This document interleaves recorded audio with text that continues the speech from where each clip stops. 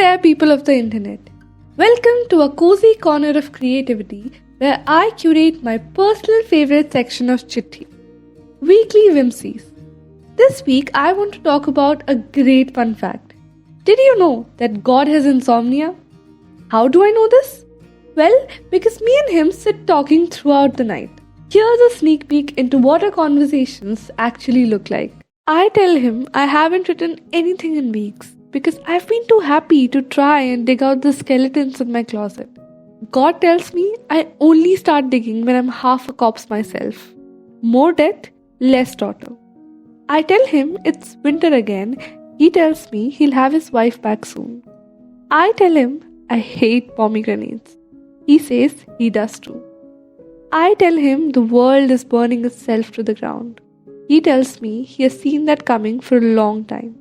Tells me he has seen it happen before and before that and before that as well. I tell him that winter is coming and I've been failing to sleep on most days. I've washed my hair with cold water and pulled out my favorite sweatshirts lined with blood on the inside. He tells me it'll be okay. I look at the pills on my palm and I tell him about last Tuesday. A classmate asking me about what I really want to do with my life. I tell him I'm planning to sit for an exam that the rest of the country is going to sit for as well. He asks me what I want to do.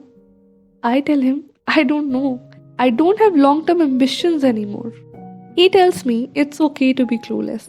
He is too, watching kids dig kids out of the rubble. I ask him why he does not intervene.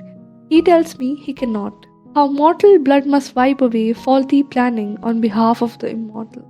I tell him I dream of a house where nobody screams. And yet, more often than not, it does not include me as a resident.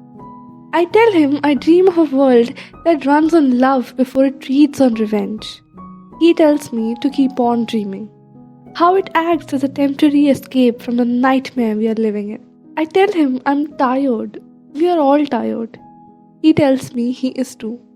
Tells me we have put too much value into things irrelevant to have a grasp on what is real and what is not.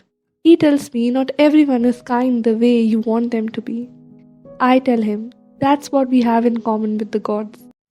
Like this poem? You will love Chitthi.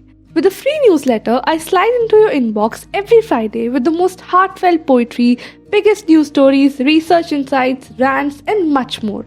So are you reading Chitthi? It's free, it's fun, and it's written with so much love. Come try. Link in the description and on your screen right now. See you on the flip side.